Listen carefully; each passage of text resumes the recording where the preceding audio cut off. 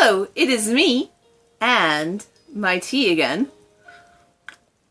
And let us just say that I am so very excited because this is something that I have literally been planning for a year now. It is now time to do the Battle of the Books, the Shadow and Bone trilogy, Owlcrate versus Litjoy. Yes, ladies and germs. The Litjoy special edition of Shadow and Bone trilogy has finally made its way to me. After I pre-ordered this a year ago. It was supposed to ship... Here, wait. This is so much info that I had to write it down. So, it was supposed to ship in spring of 24. Then we get a whole bunch of updates saying everything is going good. And then all of a sudden in May, they say, you know, quality is, you know, of the utmost concern. And so it's going to be summer of 24. And then we get more saying in like August that the books were in transit to the warehouse at the beginning of August. And then nothing. And then finally at the end of September. Yes, September, we get the info of they are shipping now. And so now here it is, October, almost a year later, and I finally have my books. Okay, so that little rant aside, it is now finally time to get into this book. So, these books. So with our trusty pocket knife, let us get into it, shall we? If you are not familiar with the Grishaverse, I don't know why you're watching, because it's been around so long, and oh my gosh. Now that was a little mean, sorry. I'm just still a bit frustrated that it's taken this long, and I really hope they are absolutely amazing because, by golly, we've had so many setbacks with Litjoy. Their Harry Potter boxes started getting later and later. I'm not sure what's going on with them, that it seems like everything that's pre-ordered has started to come so very late from when they expect it to arrive. Okay, very happy to see lots of bubble wrap, so that should be a good sign.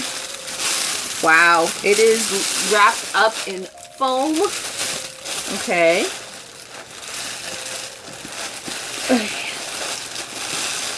Oh my gosh, so heavy.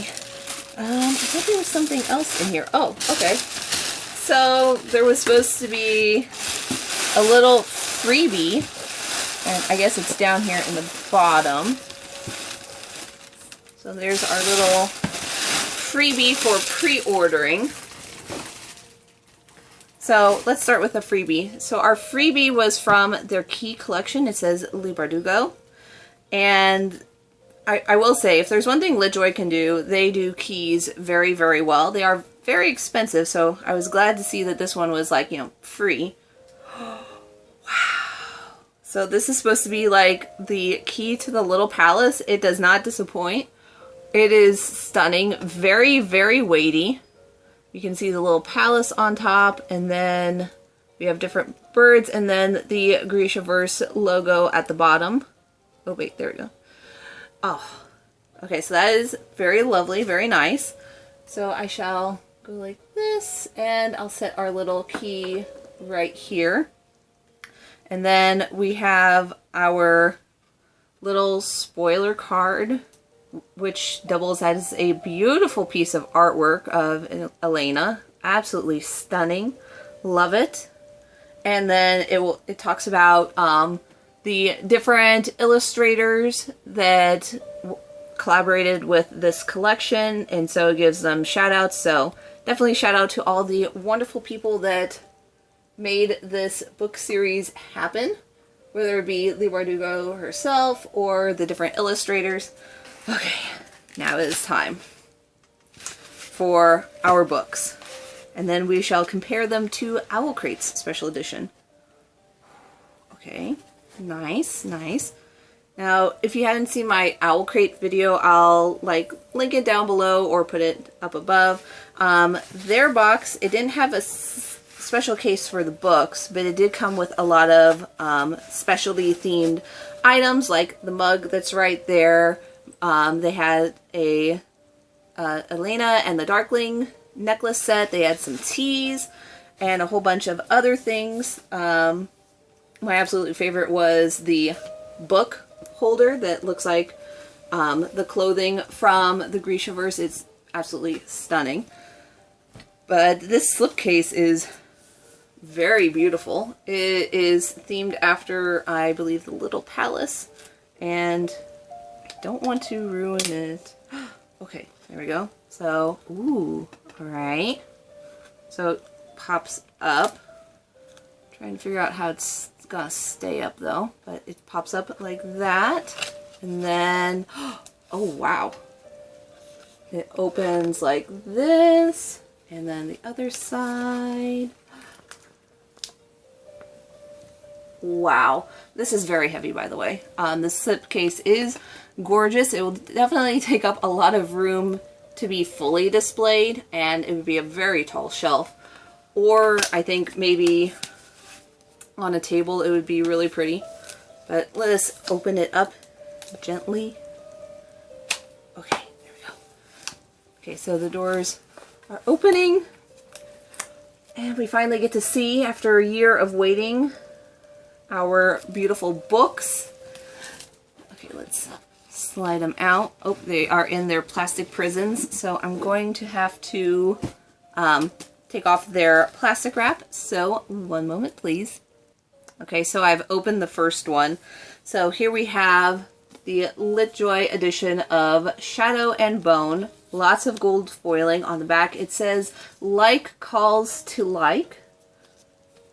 Very lovely end pages. They remind me of the map that is used inside the Shadow and Bone and the other Grishaverse books. So it does remind me of that style, which is really, really nice. On our end pages, we have beautiful character artwork. No reversible dust jacket, but the back has beautiful foiling on it. Absolutely stunning. And then even the naked cover, or naked spine, sorry, of the book is absolutely beautiful. So let us look at the inside of our book. So we have a little letter from Leigh Bardugo, and a very extensive letter, if I do say so myself. And what else do we have?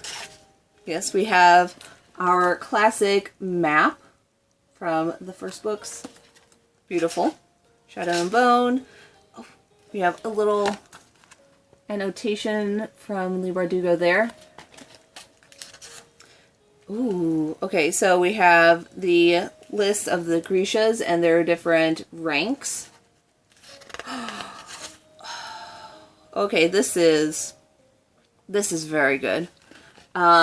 We have illustrations on almost like vellum-like paper of the different costumes. We have the Darklings' robes, the Sun Summoners' robes, and then we have the other different ranks of Grishas, their clothing, which is absolutely beautiful. And they're actually exactly as how I imagined them when I read the book series. So this is wonderful.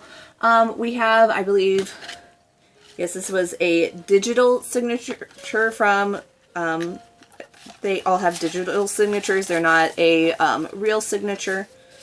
And then the books are annotated. So there'll be a little information written down from the author throughout the book, which is really cool. And then there's also some art tip-in pages. So I'm going to flip through and find some of them. So here we have our first one. Absolutely stunning. I am now kind of seeing why it took so long for these books to come. There is a lot of details. This one I think is absolutely stunning. This was one of my favorite scenes reading the books, and again, how I imagined it. Oh my gosh, gorgeous. Let's see. There's another one. okay, yes, we have a full page, both sides. Oh, that's absolutely stunning. I think this is, if you look on the website, you can, it still has up that you can pre-order, and this is the artwork that they have up for that. Oh my gosh. And is there another one? Fine. Make me your villain. Oh my gosh. That is gorgeous. And then our end page. Another beautiful bit of art, and that's just the first book. So in comparison, less color than the Owlcrate edition. It looks to be, yes, larger also. So it's about that much larger. Here is the Owlcrate edition with the little palace on it in silver and blue foiling. They both have the same kind of symbol on the back, which is kind of interesting. Different quote though. Again, here is our end pages, top and bottom. Have something on it. End pages. Lots of foiling on the Owlcrate edition and reversible dust jacket. And then these also have tip-ins, but you can check out the full video for the Owlcrate edition. So next we have Siege and Storm, which is a bit larger. Oop, I'm gonna cut open the plastic wrap. Alright. Comment down below what your favorite of the trilogy is. Me personally, I like the first one, because it feels like after that it gets a lot more complicated and it just kind of keeps going on. So here we have our end pages here. Front cover, beautiful foiling. On the back it says, impossible, no, improbable. So that's beautiful. We have, oh wow, this, okay, that's interesting. This, the second cover is a lot like, it's almost like cardstock. So very, very, very stiff. Okay, that's interesting. Because this one, it's more like regular dust jacket paper. This one is a lot stiffer. I'm not exactly sure why. So here we have more beautiful illustrations. The spine, absolutely gorgeous. Same design on the back. I'm still trying to figure out why it's such stiff paper. Oh, and end page art. More character artwork. So let's see, for this one, we have the larger map. And what else do we have? No artwork like the front of the previous one, another digital signature, and is this one annotated? I'm not seeing any annotations for the second book, so there's no annotations here. We do have the tip-in artwork, so we have our beautiful sea serpent there. Lovely. Let's see, next art page. Oh, it's the quote, when people say impossible, they usually mean improbable.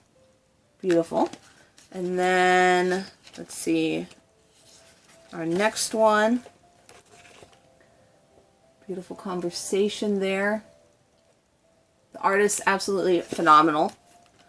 And let's see, do we have another 2-page? Yes, we do. So our next 2-page illustration. Ooh.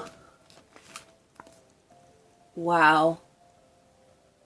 That is some stunning artwork. And then lastly, whoop, did I go past it? It looks like we have a little bonus material in this one. And it is an interview, and she talks about Siege and Storm. Okay, so this one has an interview at the back as its bonus content. Interesting. And then beautiful end pages.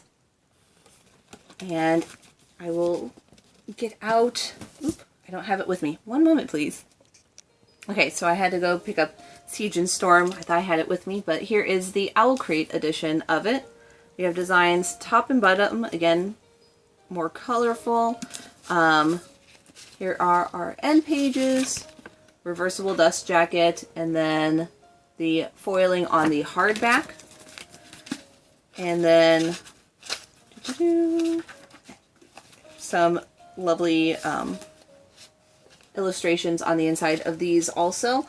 I will say the plus that I have seen with the Owlcrate is it does actually have, in the first book anyway, Leigh Bardugo's actual signature is in this one, so it is right there. So I love that factor. The digital signature is, they're not my favorite. If you've watched any of my videos, you know my feelings on digital signatures, but again, not my favorite things in the world. Lastly, talking about favorite things, the Firebird that is on our cover of Ruin and Rising is beautiful. Absolutely love that. More of the gold and black details. So here is the back of ours. And our edges of our pages. Beautiful. Let's see. Our end pages. More characters. Naked cover.